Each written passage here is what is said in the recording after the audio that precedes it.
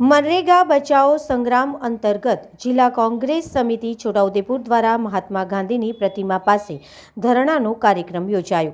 राष्ट्रीय कांग्रेस समितिना राष्ट्रीय अध्यक्ष तेमज अग्रणी सोनिया गांधी, राहुल गांधी तेमज गुजरात प्रदेश कांग्रेस समितिना आदेश अनुसार केन्द्र सरकार द्वारा मनरेगा योजनानुं नाम बदली जी रामजी योजना करवा ना खरडो रजू करवानो देशभरमा विरोध करवामां करायेला आदेश अनुसार આજરોજ તારીખ 13મી જાન્યુઆરી 2026 મંગળવારે સવારે 11:30 કલાકે છોટાઉદેપુર નગરની મધ્યમાં આવેલા સરદાર બાગ પાસે આવેલ ગાંધીજીની પ્રતિમા પાસે મનરેગા બચાવો સંગ્રામ અંતર્ગત જિલ્લા કોંગ્રેસ સમિતિ છોટાઉદેપુર દ્વારા જિલ્લા કોંગ્રેસ સમિતિના અધ્યક્ષ શશિકાંતભાઈ રાઠવા, ગુજરાત વિધાનસભાના પૂર્વ વિરોધ પક્ષના નેતા અને પૂર્વ ધારાસભ્ય સુખરામભાઈ રાઠવા, જિલ્લા કોંગ્રેસ સમિતિના અગ્રણી પ્રોફેસર અર્જુનભાઈ રાઠવા, કવાટ, પાવીજેતપુર, બોડેલી, સંખેડા, નસવાડી અને છોટાઉદેપુર શહેર કોંગ્રેસ સમિતિના પ્રમુખો તેમજ જિલ્લા તાલુકાના હોદ્દેદારો અને કાર્યકરોની ઉપસ્થિતિમાં ધરણાનો કાર્યક્રમ યોજાયો।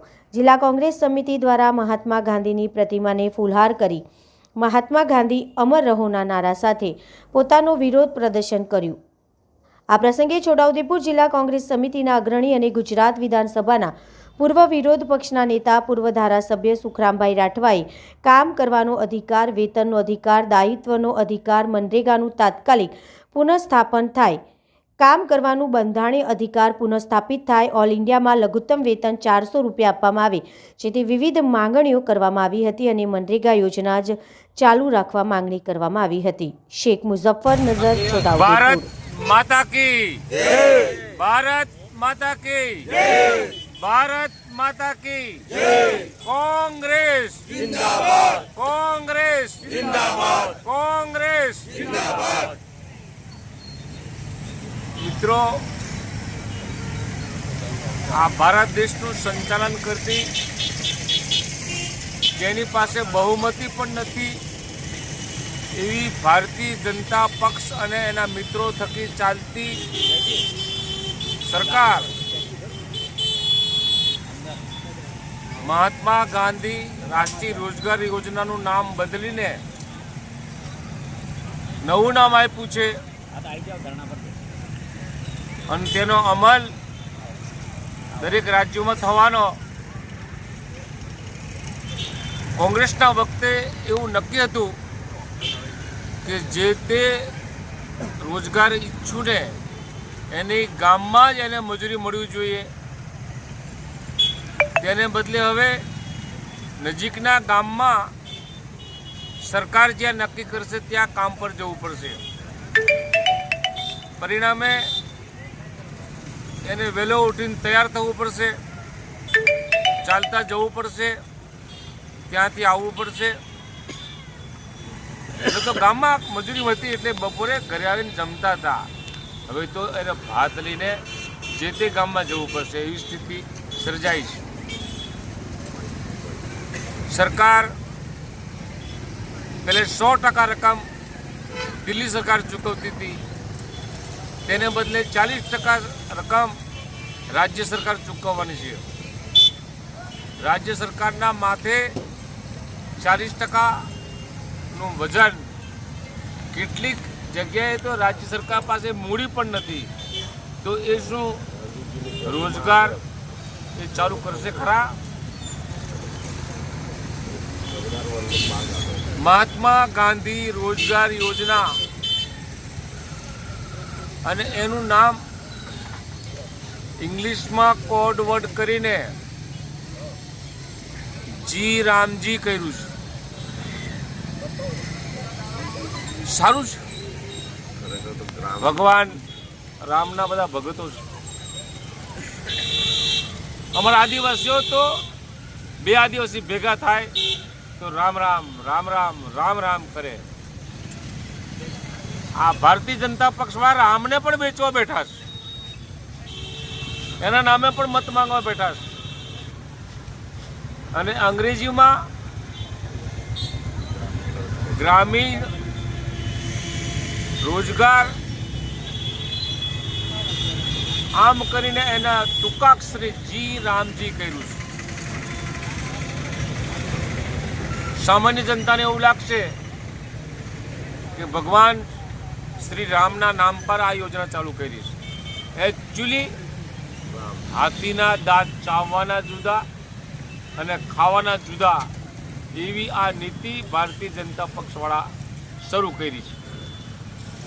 ઘણી બધી જગ્યાએ કામો શરૂ થયેલા છે. 3 મહિના થયા, 4 મહિના થયા, હજુ રોજગારી પહોંચી નથી. આ જીરામજીમાં અને મનરેગામાં અટવાઈને પડ્યા છે. રોજગારનો અધિકાર કોંગ્રેસે આપ્યો હતો 100 દિવસનો. એમણે 125 દિવસ મજૂરી પૂરી પાડવી એમ કીધું છે, અધિકાર નહીં.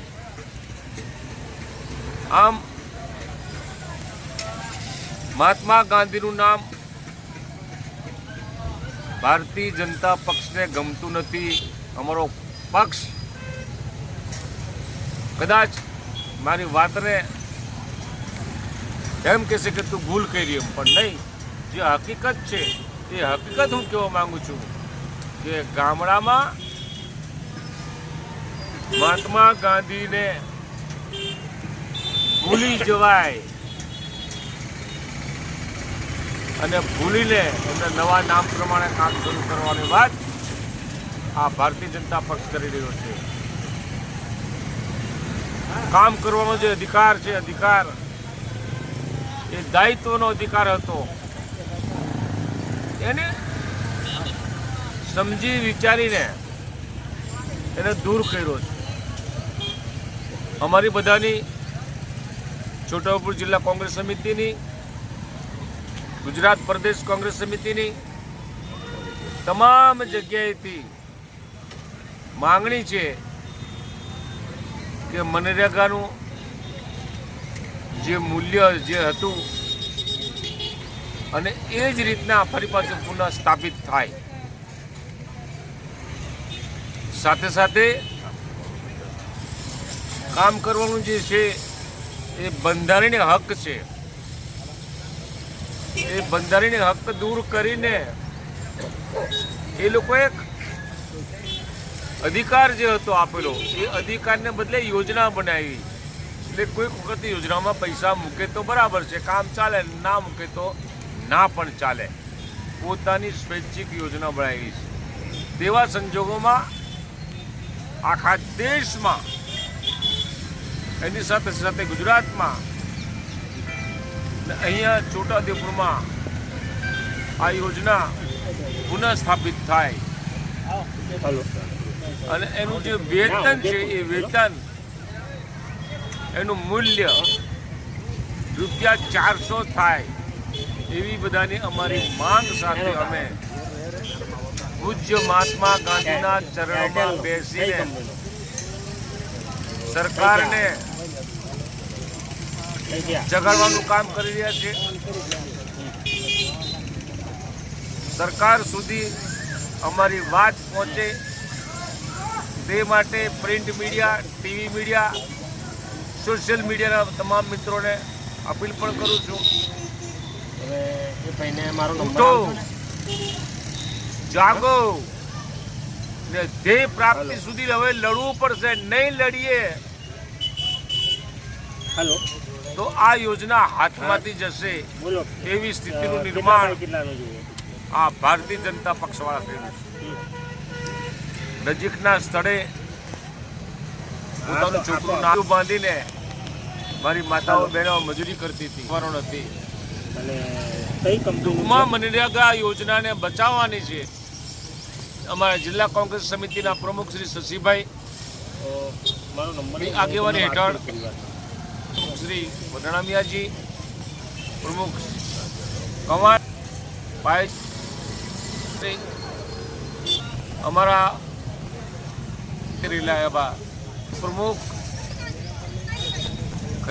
સેકન્ડ હરોળ ગણીએ છીએ એવા ઈશ્વરીને સ્ટાર્ટ થાય માંગણી કરીએ છીએ.